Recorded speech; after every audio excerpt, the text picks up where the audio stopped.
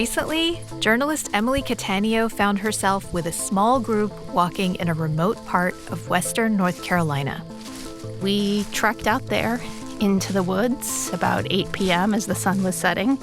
The plan was to stay out there until about midnight and see what we could see, hear what we could hear, smell what we could smell.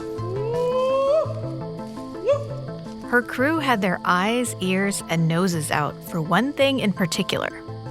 Bigfoot is typically associated with the Pacific Northwest, which is how a lot of people respond when I tell them about the story. They're like, oh, you went to Oregon, huh? And I'm like, no. Yeah. Yep. Appalachia is Bigfoot territory, in a big way.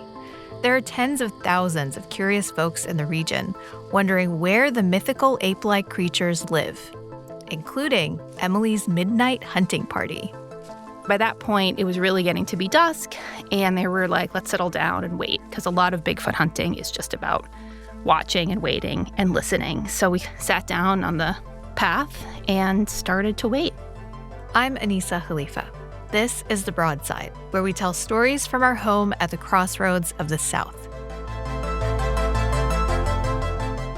This week, we look at the legend, lore, and economic impact of Bigfoot in Appalachia, and follow one reporter's journey in search of Sasquatch.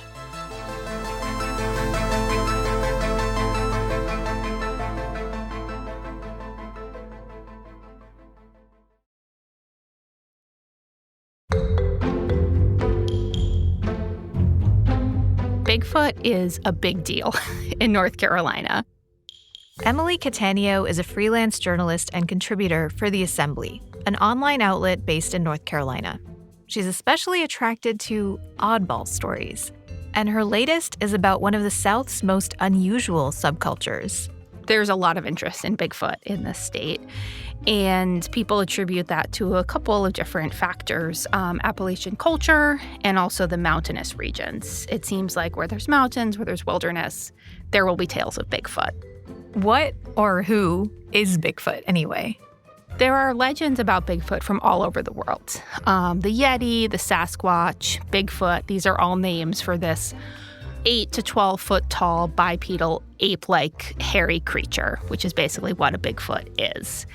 And from my understanding, there have been legends about a Bigfoot-esque creature in this part of the world for a very long time.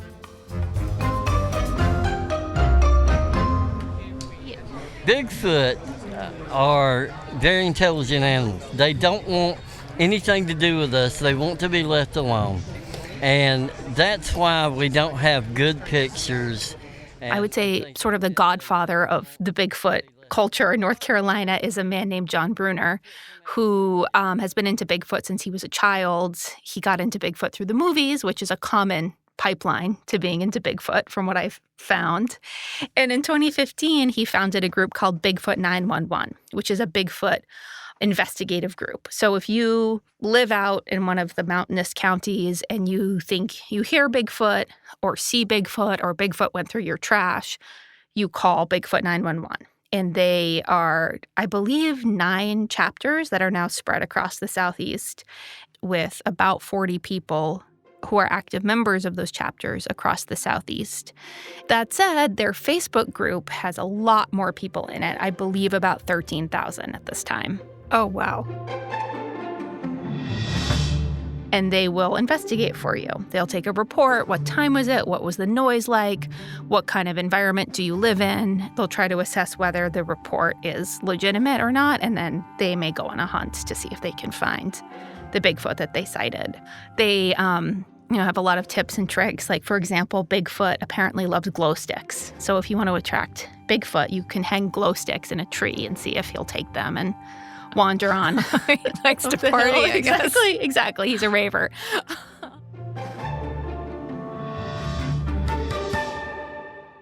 So John founded this group, and in addition, he also spearheaded the Bigfoot Festival, which takes place in Marion, North Carolina, every May.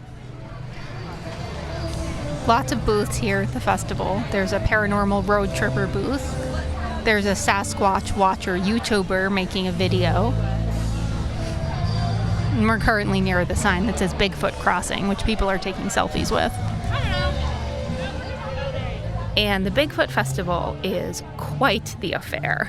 I am not sure I've ever had so much fun at a festival.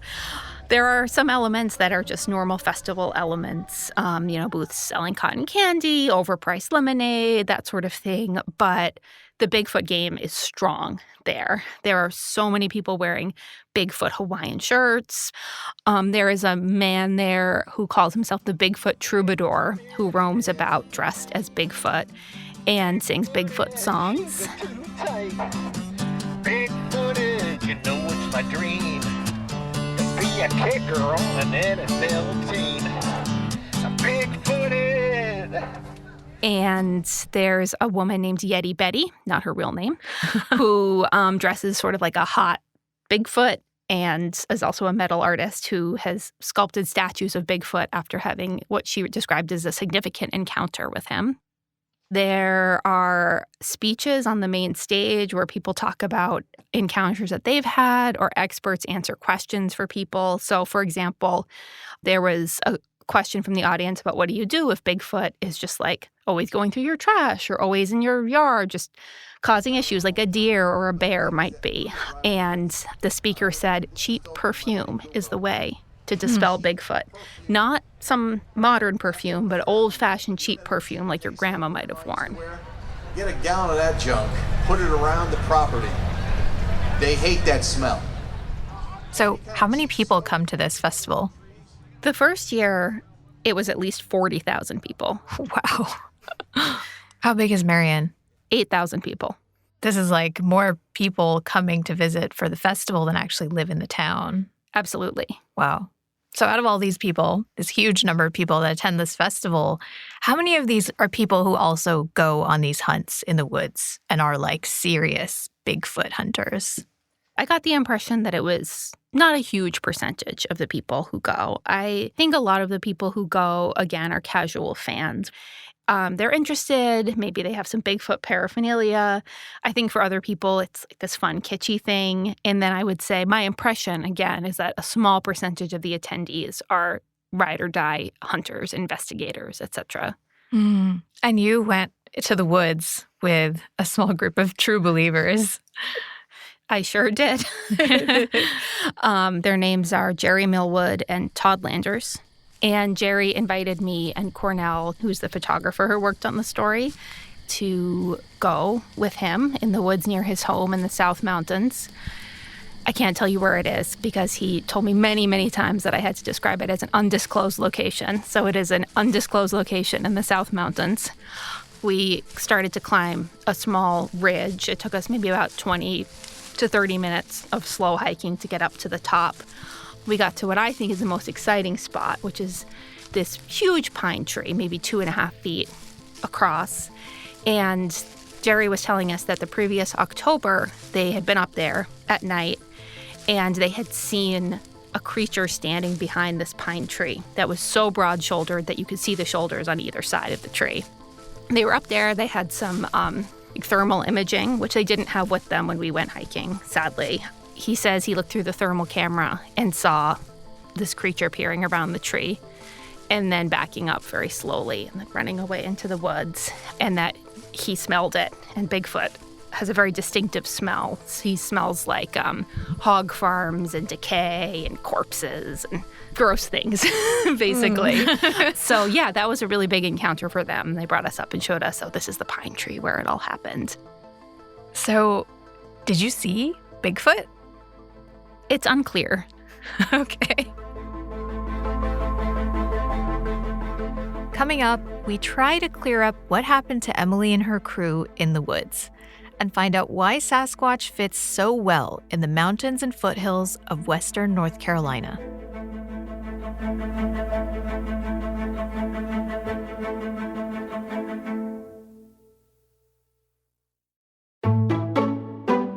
Hey, this is Jared Walker. I'm an editor here at WUNC North Carolina Public Radio. Each week, I work with Anissa, Charlie, and the rest of the team here at the Broadside to bring you stories from this fascinating place we call home. But we can only do that with your support. So if you've enjoyed the reporting and original stories you've heard in the podcast, please donate by clicking the link in this week's episode description or go to WUNC.org and click the donate button at the upper right-hand corner of the page. Thank you so much. Okay, now let's get back to the show.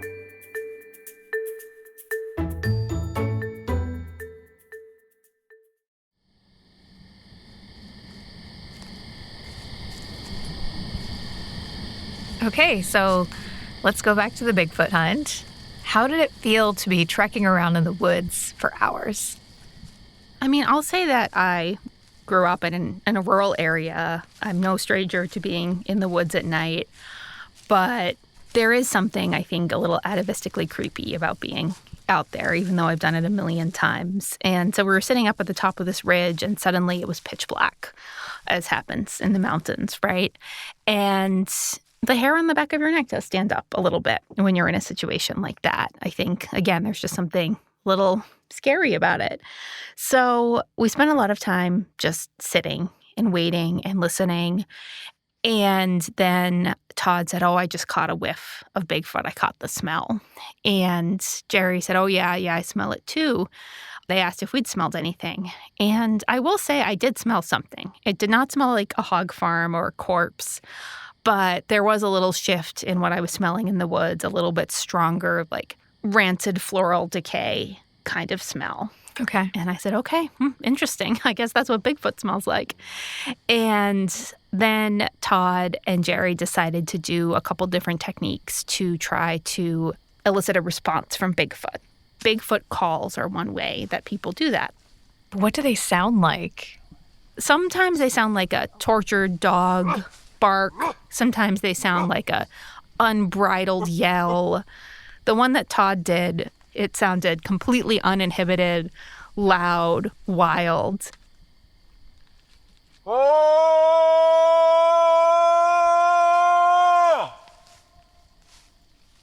It almost feels like there's an element of ritual to all of this. Absolutely. Yeah. So what other kind of tactics do they use to lure out Bigfoot? And what did they do that night? Yeah. So the other big one is tree knocking. So tree knocking is finding a stick that's big enough and sturdy enough. It could even be like a small sapling or what have you, and knocking it against a tree to try to elicit a knock in response, or perhaps some sort of reaction from Bigfoot. And I believe this was actually in response to Todd's call. We were walking along. I had my big headphones on, so my hearing was not as good as it could have been. And all of a sudden, I heard Jerry go, "Did you hear that?" He had heard what he said was Bigfoot. Now, when I listen to the tape, I'm like, can I hear something? Is that a sound? Is that the Bigfoot sound that I missed when I was in person? Did you hear that? No. You'll have to edit that out, because I cussed. Oh. Did you hear it? Oh, yeah. Todd, could you? I don't know. Do you think it was Bigfoot, Emily? I mean, I can't say that I'm a believer, but I will say when you're in the woods late at night, it's easy to start believing in things, or to start having part of your subconscious believing in things. I'll say that.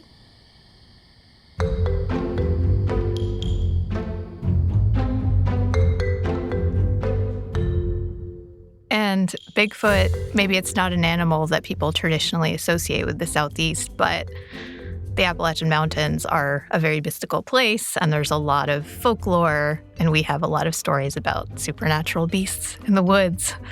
So how does this, bear that walks upright, quote unquote, fit in with all of that? My understanding is that there have been legends about Bigfoot since this area has been settled. There are Cherokee legends about mind-controlling giants, and there are indigenous legends from all over the Americas about Bigfoot as well.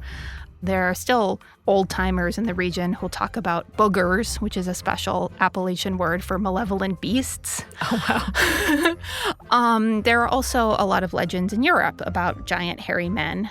And when Irish and Scottish and British and German settlers came to the Americas and to this region, they brought those legends with them.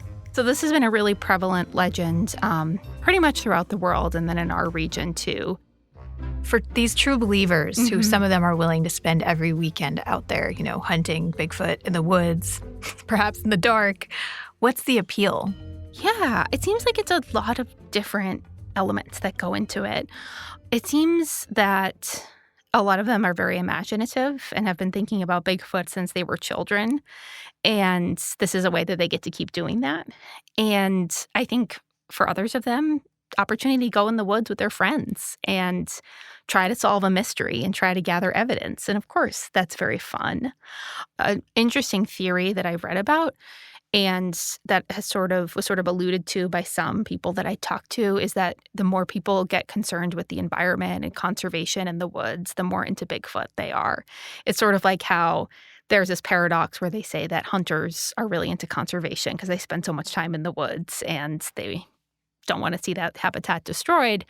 It sort of seems like the same dynamic with Bigfoot, that people are, interested in preserving their environment and paying close attention to the natural world around them. Oh, and wow. There's sort of an overlap between that and interest in Bigfoot. Jerry told me he's very into conservation and gathering plants and such.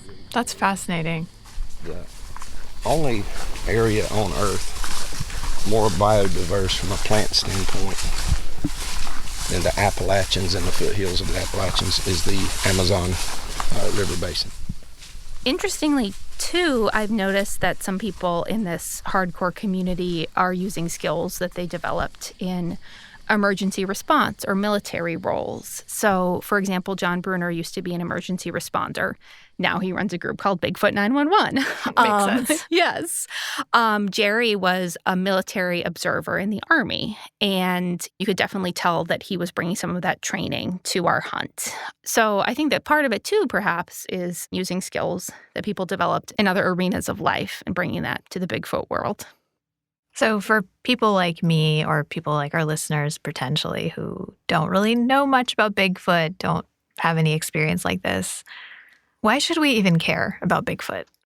I think it's about the importance and power of myth and folklore, and it's indelibly woven into the fabric of Appalachia and this western part of the state. It's a huge part of the traditional culture there. I think it's fascinating how this myth has come into the modern age and is even being fueled by TV, by streaming TV, which is a very modern thing. And I also think it's fascinating that, whether you believe that these people are having real experiences or not, the experiences are real to them. And the fact that this whole subculture and set of activities has grown up around those experiences is really fascinating to me. And I think that anybody who's interested in folklore and myth and belief would be fascinated by that as well.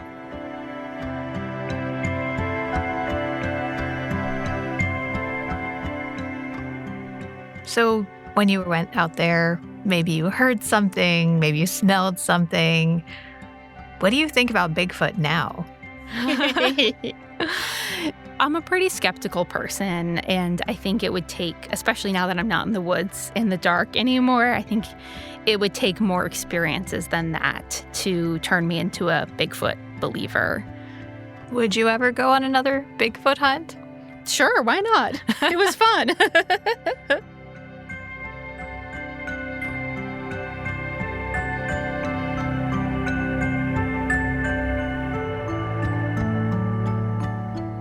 This episode of The Broadside was a co-production with The Assembly. If you'd like to read Emily's article about Bigfoot at their website, we've dropped a link in the show notes. Charlie Shelton Ormond is our producer. Jared Walker is our editor. Our executive producer is Wilson Sayre. The Broadside is a production of WUNC North Carolina Public Radio and is part of the NPR network. You can email us at broadside@wunc.org. If you enjoyed the show, leave us a rating, a review, or share it with a friend. I'm Anissa Khalifa. Thanks for listening, y'all. We'll be back next week.